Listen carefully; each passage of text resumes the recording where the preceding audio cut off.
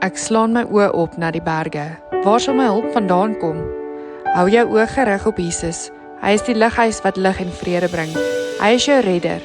Wie sal jy dan vrees?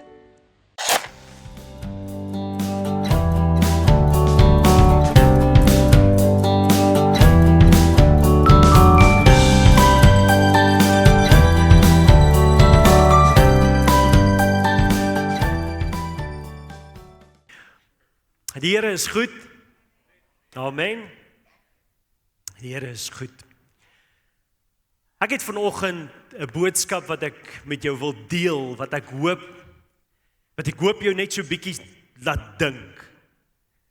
Net vir 'n oomblik so bietjie laat dink aan jou eie lewe en wie jy is en wie jou God vir jou is. Nou, voor ons begin, of voor ons by die gedagte uitkom wat op die skerm is, wil ek hê ons moet eers 'n bietjie terugblaai in die Bybel na 1 Samuel toe. So as jy jou Bybel by jou het, maak hom gerus oop daar by 1 Samuel 7, 1 Samuel 8. En ek gaan die skrifgedeelte lees en dan sal ek bietjie konteks gee wat hier besig is om te gebeur. 1 Samuel 8 vanaf vers 4. Toe kom al die oudstes van Israel bymekaar en hulle gaan na Samuel in Rama en sê vir hom, kyk, u is oud en u seuns wandel nie meer in u weë nie. Stel nou 'n koning oor ons aan om ons te rig soos by al die nasies. Maar die woord was verkeerd in die oë van Samuel toe hulle dit gesê het. Gee ons 'n koning om ons te rig. En Samuel het tot die Here gebid. Toe sê die Here vir Samuel, luister na die volk en alles wat hulle aan jou sê, want nie jou het hulle verwerp nie, maar my het hulle verwerp om nie koning oor hulle te wees nie. Soos al die werke wat hulle gedoen het, van die dag af dat ek hulle uit Egipte laat optrek het, tot vandag toe, dat hulle my verlaat en ander gode gedien het, so doen hulle ook met jou. Nou net so 'n bietjie konteks. Van Genesis 1 af sien ons hoe God met die volk wandel, met die mens wandel. Ons sien hoe God met die mense praat en sy volk sy eie persoonlike volk maak. Ons sien hoe die Here rigters opstel. Nadat hy hulle uit Egipte land uitgelei het, dan stel hy rigters op, maar hy stel nie 'n koning op nie. Okay? Baie belangrik, tot en met toe was daar geen koning vir Israel gewees nie. Net rigters wat die Here gebruik om woord te gee, om guidance te gee, om rigting te gee. En die hele gedagte van 'n koning, vind ons hier in 1 Samuel, was nie deel van God se gedagte, sy oorspronklike plan nie. Okay? Ons sien in hierdie skrifgedeelte, dit is 'n voorbeeld wat Israel by die ander volke en nasies ontvang het. Hulle het gesien dat die ander volke en nasies het konings, so toe kom hulle na Samuel toe, wat die laaste rigter is, en hulle sê vir hom, ons wil nie net rigters hê nie, ons wil 'n koning hê. Ons wil hê 'n koning moet oor ons aangestel word.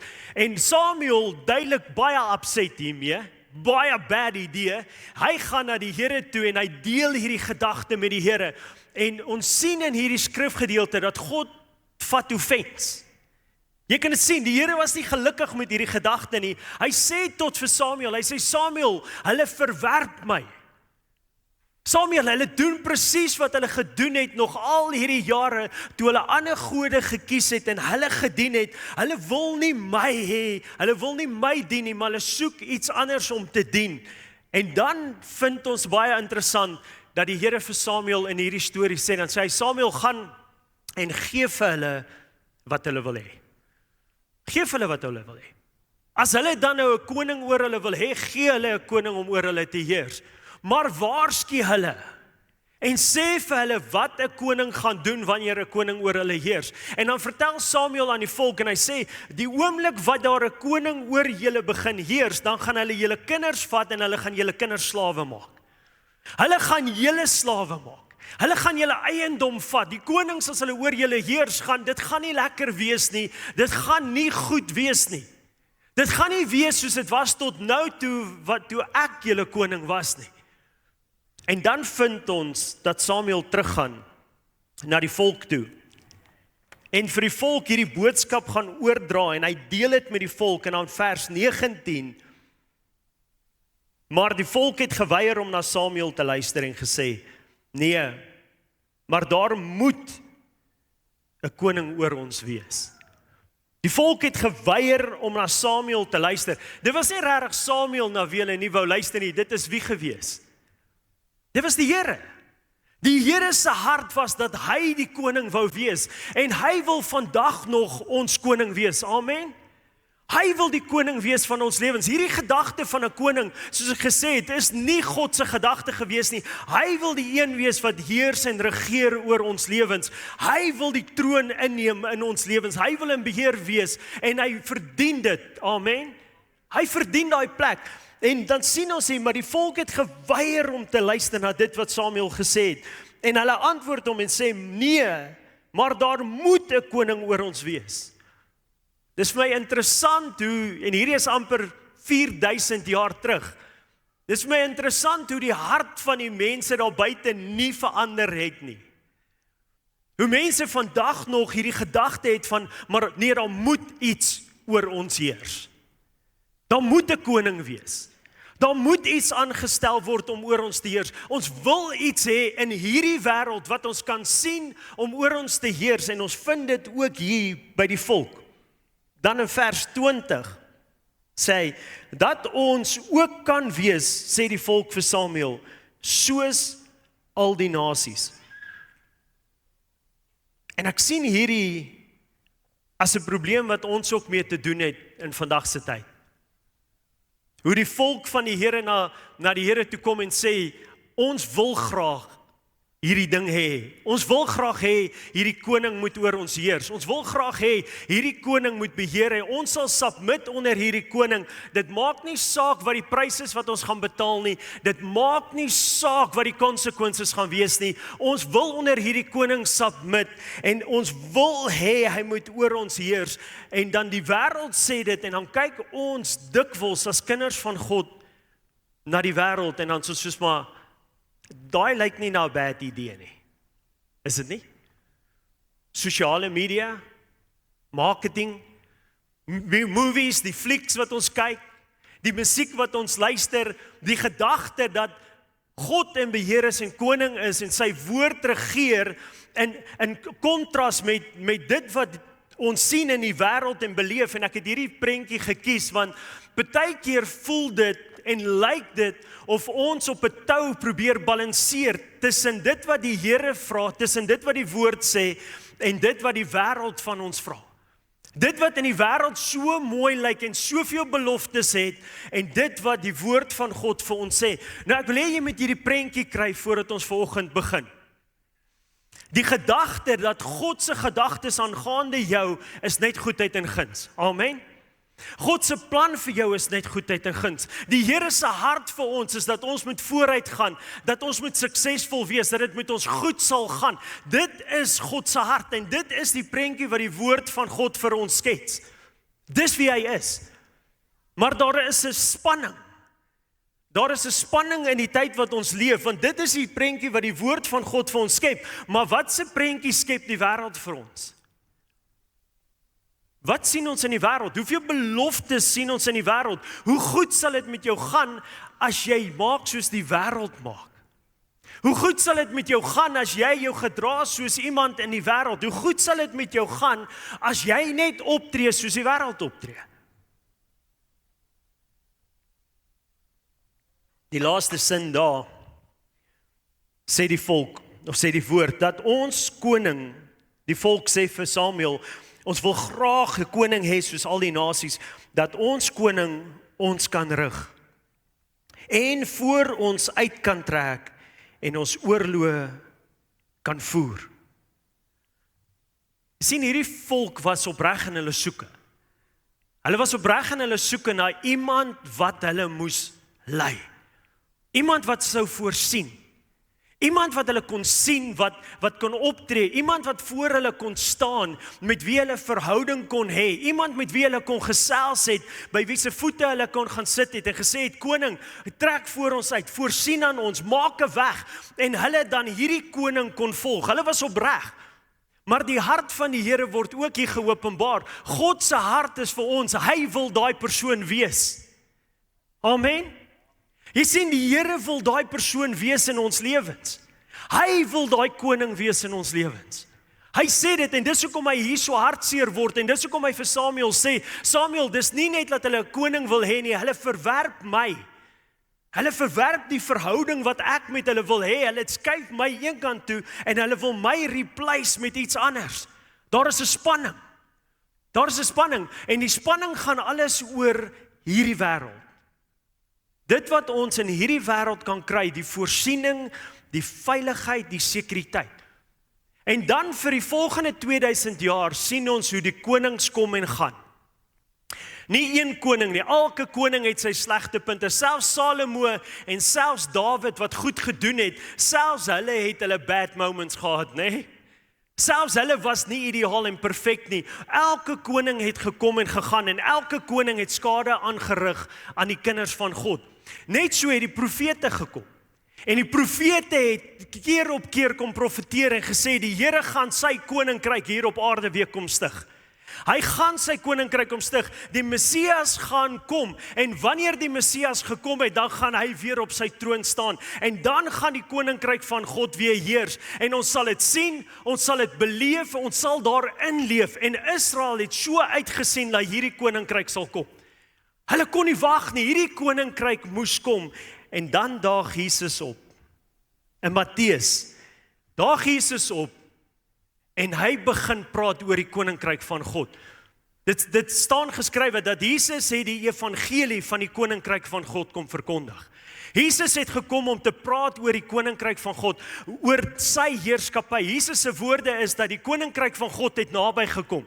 Die koninkryk van God is nou hier. Die koninkryk van God is nie ver nie, dit is binne jou bereik. Die koninkryk is nou hier. Die nuwe dispensasie word aangekondig met Jesus se koms. En terwyl die volk 'n ander koning gesoek het om vir hulle te sorg, kom Jesus Christus en hy leer ons in Matteus 6, blaai saam met my na Matteus 6 toe, vanaf vers 20. Vanaf vers 20 kom Jesus en hy leer hierdie volgende woorde rakend versorging en sekuriteit en die dinge van hierdie wêreld. Kyk na die voëls van die hemel. Hulle saai nie en hulle maai nie. En hulle bring nie by mekaar in die skure nie, en tog voed wie hulle? Julle hemelse Vader voed hulle. Is julle nie meer werd as hulle nie? Kom aan, draai na die persoon toe langs jou, en vat die persoon so op die skouer en sê, jy's meer werd as die voëls. Jy's meer werd as die voëls, en as jy nie iemand het wat langs jou sit nie, ek sê vir jou vanoggend, jy's meer werd, Roan, as die voëls daar buite. En sorg die Here nie vir die voëls nie?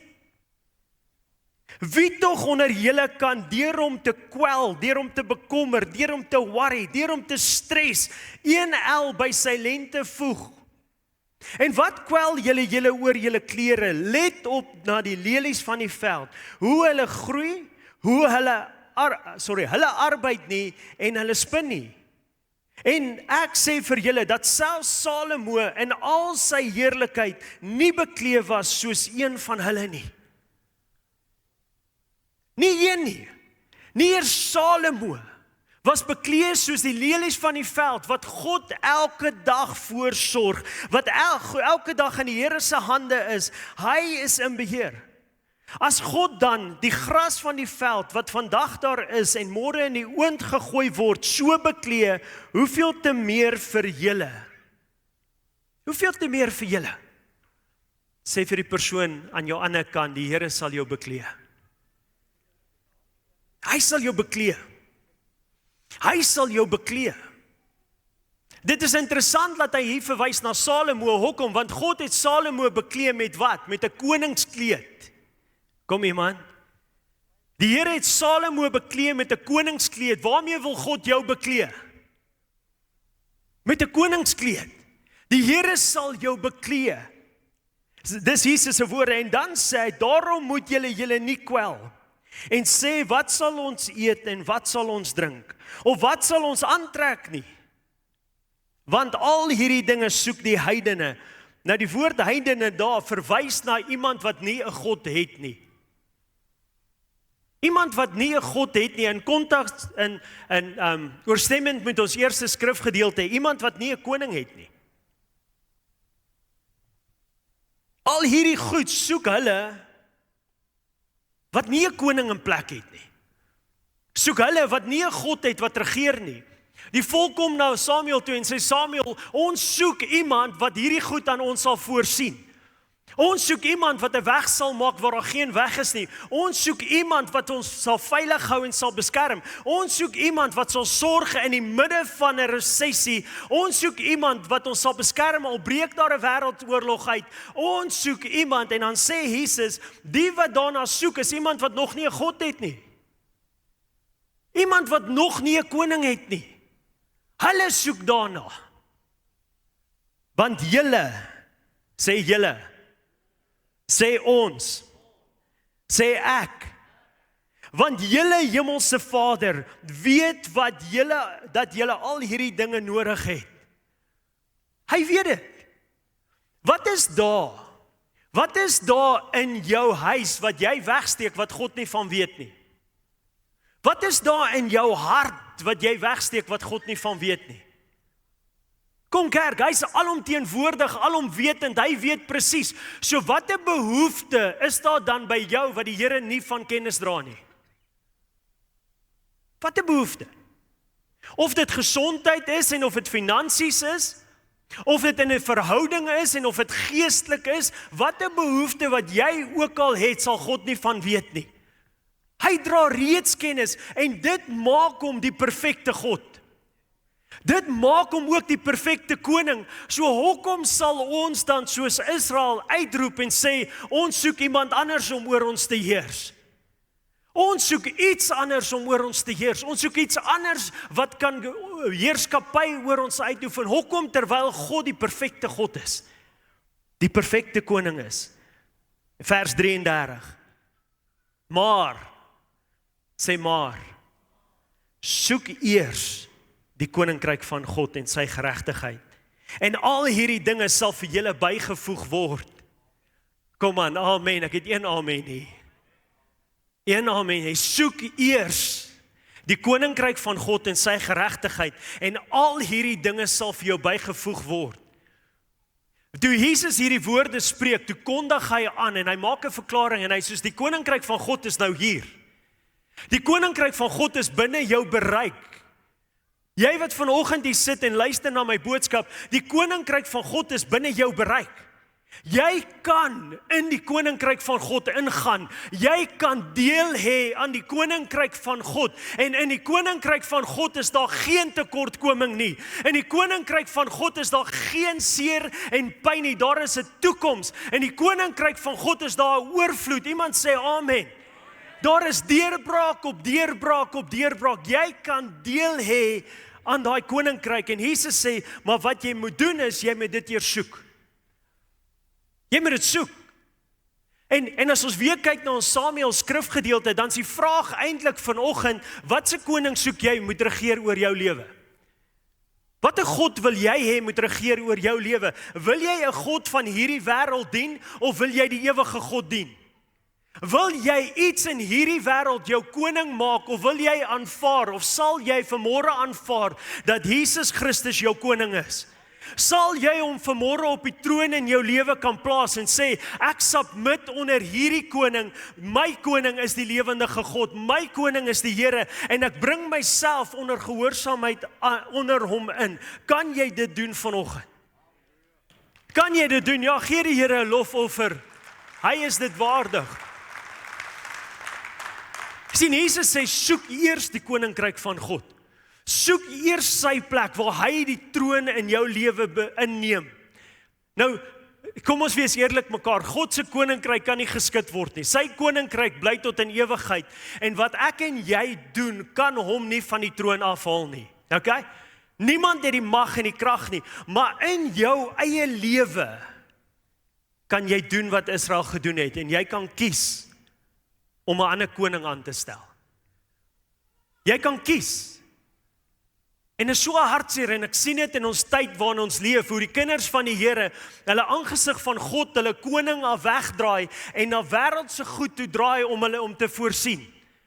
En so begin worry en so begin stres, want gaan die wêreld vir jou deurkom, gaan die wêreld 'n uitweg bring, gaan die wêreld jou veilig hou, gaan daar deurkoms bring en ons gaan soek ons vrede in die wêreld. En in plaas van by ons koning. En deur dit te doen, stel ons iets in hierdie wêreld aan as ons koning, om te regeer oor ons. Jesus sê, soek eers die koninkryk van God, en sy geregtigheid. Weet jy wat die amazing ding van ons koning? Ek kan 'n persoonlike verhouding hê met hom. Geregtigheid verwys na die tipe verhouding wat jy het met God. En ons het ons geregtigheid in die Here Jesus Christus ontvang. Amen. Ons is nie geregtigheid onsself nie. Omdat Christus vir ons aan hierdie kruis gesterf het en opgestaan het, omdat hy die prys vir my en jou betaal het, word hy my geregtigheid en hy gee my 'n geleentheid om hierdie koning van aangesig tot aangesig te ken. Dis nie 'n koning wat ver is en my nie ken nie. Nou ek wil vanmôre vir jou sê, daar gaan 'n koning in jou lewe regeer, of jy nou daarvan hou of nie. Daar gaan 'n koning in jou lewe regeer, of jy daarvan hou of nie. Die vraag is, wie is jou koning? Wie is jou God? Wie of wat is dit wat in jou lewe die plek van gesag ingeneem het? Wie of wat is dit wat in jou lewe heers en regeer? Wat is dit en wie is dit? In vers 24, sit vir my vers 24 op asseblief. Dan sê Jesus die volgende, niemand kan twee here dien nie. Want of hy sal die een haat en die ander lief hê, of hy sal die een aanhang en die ander verag. Julle kan nie God en Mammon dien nie. Kyk het gou, Jesus sê nie hierso, julle mag nie. Okay? Jesus sê dit is nie moontlik nie. Daar gaan 'n koning in jou lewe regeer en die vraag is, wie is dit? Of wat is dit? En wat Jesus hierso vir die volk sê, wat Jesus hierso vir ons sê, is dat daar gaan 'n koning regeer in jou lewe, jy moet kies watter een dit is, want dit is onmoontlik om God en Mammon te dien. Dis onmoontlik, dit is net nie moontlik nie. Dis nie dat God nie wil dat hy jou gaan straf of gaan wegdruk nie, jy gaan kies watter God jy gaan dien. Jy maak die keuse, die Here se hart is oop, sy genade is elke dag geniet, sy liefde is daar vir jou, sy arms is oop en hy wil jou koning wees. Alhoewel hy die volle reg het om nie te wil wees nie. Maar Jesus kom en hy sê hierdie woord, hy sê niemand kan nie. Dis onmoontlik vir ons om twee gode te dien. Dis onmoontlik vir ons om God en Mammon te dien. Nou Mammon is die god van geld. Maar in konteks van wat Jesus hier verduidelik, gaan dit nie net oor geld nie, dit gaan oor enigiets wat jou rykdom is. Enigiets. Dit gaan oor jou familie, dit gaan oor jou vriendegroep, enigiets wat jy waardevol ag. In hierdie lewe het die potensiaal om deur my en jou 'n God gemaak te word. Ek gaan dit weer sê, het die potensiaal om deur my en jou 'n God gemaak te word. Daar is net een lewendige God en dis die drie-enige God wat ons aanbid. Amen. Daar is net een God. Daar is nie 'n tweede God nie. Daar mag dalk baie religions wees, maar daar is net een lewendige God en ons noem hom Here Jesus Christus. Daar is net een. Maar Jesus maak dit duidelik en hy sê, maar as jy nie versigtig is nie, het jy die potensiaal om iets anders ook 'n God te maak. En dan gaan daai God in jou lewe regeer. Daai God gaan beheer uitoefen in jou lewe.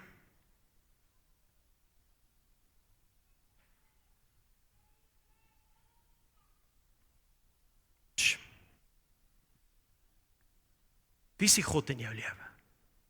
Wie is die koning in jou lewe? Daar's niks fout daarmee om geld te hê nie, maar wanneer geld jou het, is dit 'n probleem. Daar's niks fout daarmee om baie vriende te hê nie, maar wanneer jou vriende jou het, is dit 'n probleem. En so kan ek aanhou oor enigiets in hierdie wêreld. Jy sien, wanneer ons geld het, dan besef ons is in beheer. Dan besef ons toe God in Genesis die aarde gemaak het God gesê die aarde is goed. So is die aarde sleg? Nee, die aarde is goed. As ek na die aarde kyk en na die wêreld kyk en ek kyk na alles wat in die wêreld is, dan sien ek potensiaal. Amen. Ek sien potensiaal. Dis vir my moeilik om nie te dink aan 'n volgende besigheidsgeleentheid nie. Dis moeilik vir my om nie te dink aan 'n volgende geleentheid om geld te maak nie, of 'n volgende geleentheid om op 'n lekker vakansie te gaan of 'n voertuig wat ek kan ry. Dis vir my moeilik om nie daaraan te dink nie. Ek sien potensiaal. En wanneer ons na die wêreld kyk, dan moet ons nie na die wêreld kyk en sê ja, maar die wêreld is sleg nie. Die wêreld is goed. Die probleem is wanneer ons die wêreld 'n god maak. Jy sien, wanneer jy geld jou god maak en wanneer geld jou het, dan doen jy wat geld sê jy moet doen.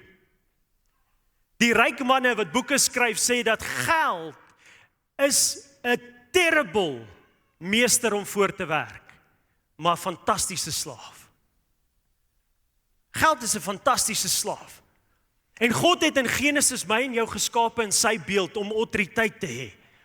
Hy het in Genesis my en jou geskape om heerskappy te hê, om beheer uit te oefen oor alles in hierdie wêreld. Kom church, hy het ons gekies en ons aangestel as sy kinders. Die woord sê in Romeine 8 vers 15, dat ons het nie 'n gees van slawerny ontvang nie, maar 'n gees wat uitroep, Abba Vader.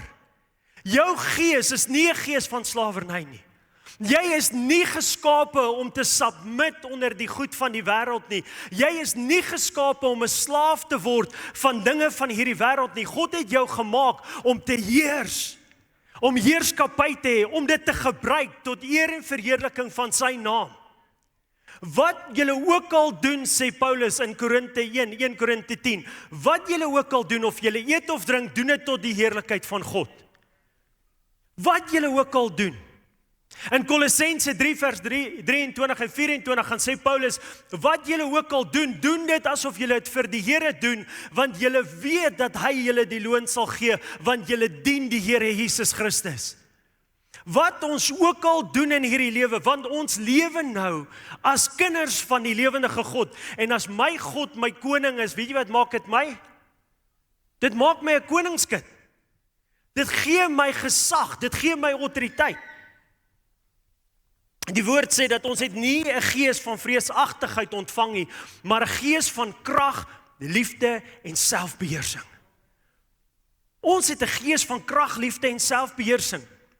Alles wat binne in jou geplaas is. Jesus sê vir Nikodemus kom na Jesus toe in Johannes 3, en dan sê Nikodemus vir Jesus, hoe is al hierdie wonderwerke en tekens moontlik? Hoe is dit moontlik dat 'n mens soos jy heers oor alles in hierdie wêreld, dat selfs die demone ag gee as jy spreek? Hoe is dit moontlik? Hoe is dit moontlik dat jy vir 'n mens kan sê, gaan vang vis, en as jy die vis se mond oopmaak, is daar geld binne in daai vis se mond? Hoe is dit moontlik? Hoe is dit moontlik dat jy hierdie tipe autoriteit het, hierdie tipe heerskappy het? En dan sê Jesus vir Nikodemus, as jy wedergebore is, dan sal jy die koninkryk van God sien, en jy sal die koninkryk van God kan ingaan. Amen. So wanneer Jesus sê in Matteus 6 vers 33, soek eers die koninkryk van God en sy geregtigheid, dan sê Jesus vir ons, die tyd het aangebreek om ons regvolle plek langs die Vader in te neem, saam met Jesus Christus en heerskappy uit te oefen. Die tyd het aangebreek dat die kerk hulle plek inneem saam met Christus Jesus, nie op hulle eie nie, want Christus is die koning. Hy is die een wat heers en regeer, maar weet en verstaan wat ons autoriteit is. Weet dat die Here ons geskaap het. Ons kan hierdie goed van die wêreld geniet. Inteendeel, dink ek dis die hart van ons Vader dat ons hierdie dinge in die wêreld geniet, maar nie dat dit ons moet geniet nie. Nie ten koste van wie ons is nie. Ons identiteit lê in ons koning. Ons identiteit lê in die God wat ons dien. Ons vrede kry ons van daai koning. Ons vreugde kry ons van daai koning. So wie ook al jou God is, wie ook al jou koning is, wie ook al oor jou regeer, is wat jou identiteit gaan vorm. En daarom moet ons, as ons na hierdie skrifgedeelte kyk, dan moet ons besef wat Jesus vir ons sê is, kom, ek nooi julle. Ek nooi julle in my koninkryk in. Ek nooi julle nader aan my. Ek nooi julle om kinders van die koning te word. En wanneer jy 'n kind van die koning is, dan gaan ek jou die gesag gee wat ek het om te heers oor hierdie wêreld. en nie 'n slaaf verder te wees nie. Is dit nie exciting nie? Is dit nie exciting om te weet dat die Here het ons geskape nie om slawe te wees nie, maar om heerskappy te hê? Dat hy het jou geskape nie om 'n slaaf van enigiets in hierdie wêreld te wees nie, maar om daaroor te heers, om heerskappy te hê. So weet jy wat, ons kyk na hierdie prentjie en ons sien dat hierdie ou is besig om te balanseer. Hy's besig om homself te probeer balanseer tussen die wêreld en tussen Jesus. Hy's besig om homself te balanseer en hy probeer sy balans hou en so dikwels in ons lewens dan kyk ons na hierdie wêreld en ons kyk na die woord van God en ons verhouding en ons is soos maar hierdie is 'n balancing act. En ons moet probeer ons balans hou en dit is nie so nie. Dit is nie so nie. Die oomblik wat ek en jy besef dat Christus is die rots waarop ons geanker moet wees. Hy is ons koning. Die oomblik wat ek en jy besef dat ons lewe in Christus se hande kan plaas en hom die heerskappy in ons lewens gee, daai oomblik is ons voete solid op die rots, die ewige rots. En ons hoef nie 'n balancing act te doen nie. Jy hoef nie. Jy hoef nie. Kolossense 3, soos ek gesê het, sê Paulus, dat alles wat ons nou doen, doen ons vir die Here. So alles wat ons in hierdie lewe doen, doen ons vir God. Ons doen niks meer vir onsself nie. Want hy is ons koning. Daar is niks, maar niks wat nie ons autoriteit, wat God ons nie oor autoriteit gegee het nie. Jy het heerskappy. En Jesus roep elkeen van ons na hierdie koninkryk toe. Hy roep ons en hy sê die koninkryk van God is hier. Die koninkryk van God is hier. Jy kan lewe met vrymoedigheid. Jy kan lewe met opgewondenheid. Jy kan lewe met 'n vasberadenheid en weet dat jy is 'n koningskind en dat God jou die gesag gegee het oor hierdie wêreld, maar ons moet hom op die troon plaas in ons lewens. En ek wil jou vra vanoggend, is Jesus op die troon in jou lewe? Is hy die een wat die gesag het? Hoe lyk dit as 'n koning in beheer is?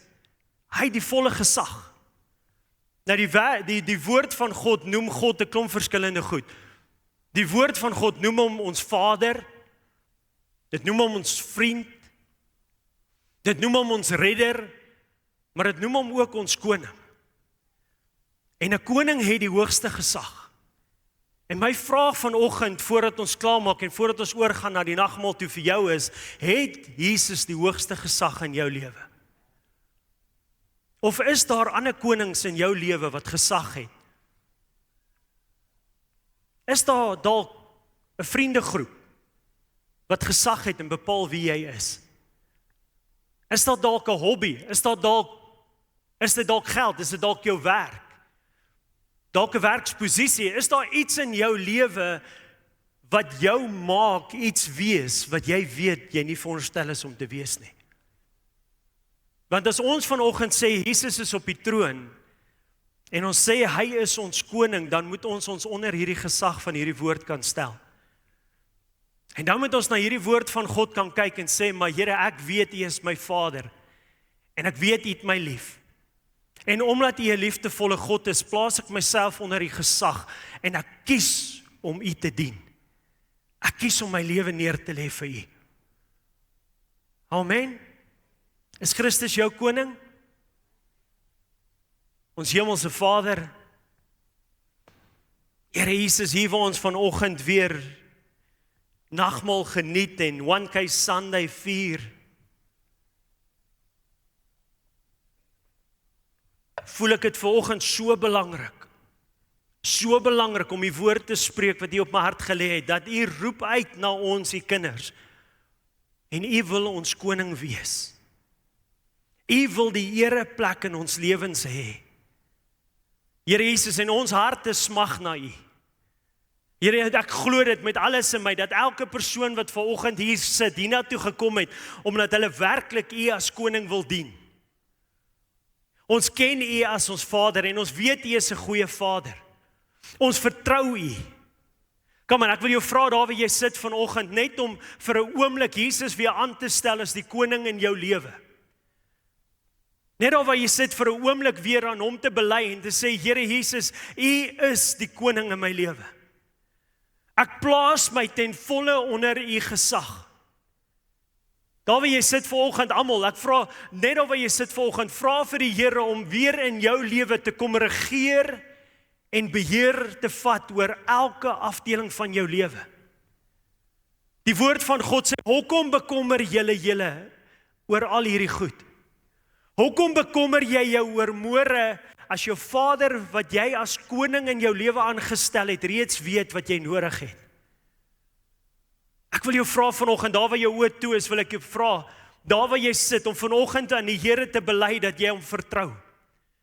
Net daar waar jy sit, ek wil hê spreek dit, al spreek jy dit saggies vanoggend, maar daar waar jy sit, sê net vanoggend, Here Jesus, ek vertrou u as my koning. Ek gee alle gesag en autoriteit in my lewe oor aan u. Ek plaas my finansies onder u gesag. Ek plaas my verhoudings onder u gesag. Ek plaas my gesondheid onder u gesag. En ek eer u as my enigste God en koning. Here Jesus, u sien elke hart vanoggend raak. En u sien elke belydenis. U woord is so duidelik dat dit is onmoontlik om twee gode te dien. Dit is onmoontlik. Die woord leer ons dat ons kan nie ons skatte in die hemel bymekaar maak en ons skatte op aarde bymekaar maak nie. Dit sal nie werk nie, want daar is tension. Daar is tension tussen dit wat in die wêreld is en wat die nasies van die wêreld en die wêreld daar buite wat U nie ken nie doen en dit wat die woord van ons vra, dit wat U van ons vra. Daar is spanning. Die woord leer ons dat ons kan nie een voet in die wêreld en een voet by U loop nie. 'n Koninkryk in homself verdeeld sal nie staande bly nie. So ons as gemeente wil vanoggend na U toe kom voor ons nagmaal gebruik. En voor ons oorgaan na die nagmaal toe, ek wil jou vra, net daar waar jy sit met jou oë toe, om jou eie gebed te doen vanoggend. Om vanoggend jou eie gebed te doen en vir die Here te vra, vir Jesus te vra, Jesus kom ondersoek my. Ek dink is seker een van die belangrikste goed wat ons kan doen voor ons nagmaal gebruik. Is om 'n opregte gebed met God te hê, 'n opregte gesprek met ons Vader te hê en te sê, Here, hier is ek, kom ondersoek my. Kom ondersoek my hart, kom ondersoek my niere, kom ondersoek my gedagtes. En as daar enigiets in my is wat nie U dien nie, enigiets wat ek doen wat U nie verheerlik nie, vra ek dat die Gees dit vanoggend aan my sal openbaar. Kom aan, bid jy saam met my. Bid jy saam met my, vra jy die Here nou. Die Heilige Gees is getrou en as jy opreg is vanoggend, gaan hy in jou openbaar. En onthou nou, God is 'n beter koning as daai ding wat koning is in jou lewe. God is 'n beter God as daai ding wat God is in jou lewe, want daai ding wat God is, wil jou vernietig. Die Here sê vir Samuel, sê vir die volk, dat hierdie konings gaan van jou meer eis as wat jy kan dink. Maar die God wat ons dien, die koning wat ons dien, is 'n liefdevolle God, is 'n genadevolle God. Dis 'n God wat aan ons soveel meer gee as wat ons verdien.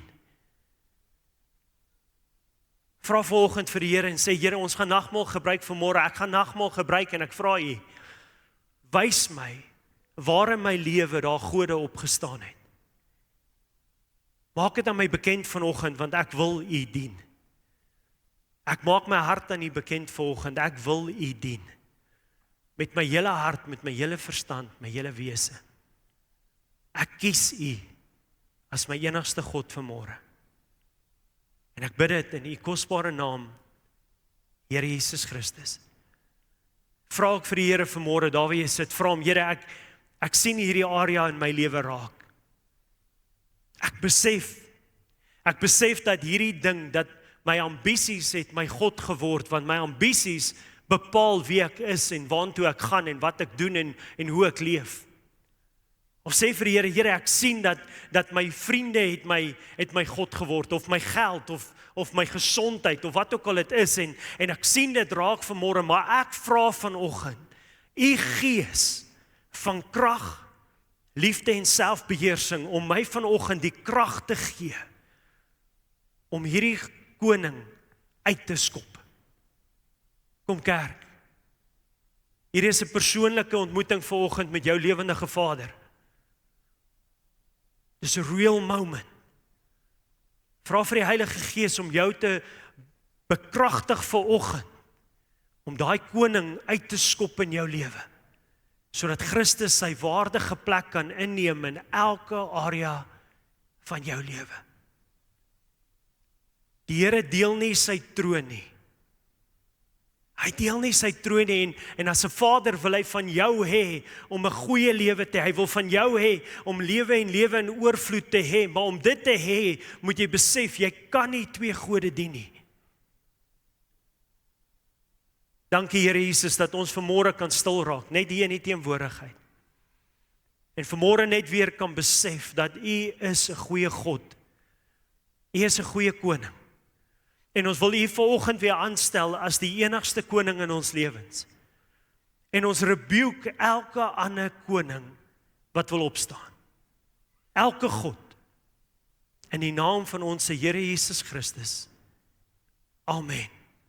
En amen. Prys die Here. Kan ons die Here 'n lofoffer gee vanmôre as koning?